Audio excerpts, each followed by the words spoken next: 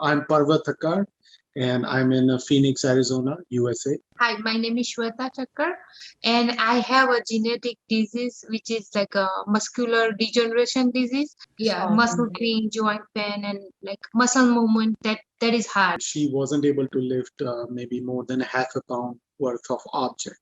So imagine that with Indian cooking, right? When I do the dough making and all at home, it's very challenging and it's very hard.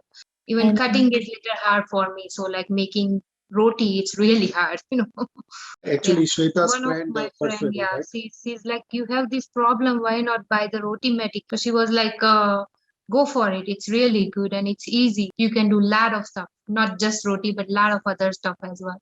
I'm like, okay, that's really good and good to know. I'm like, let me see. And then I started my research. I mean, I Google it and I just saw lots of YouTube video what you can do.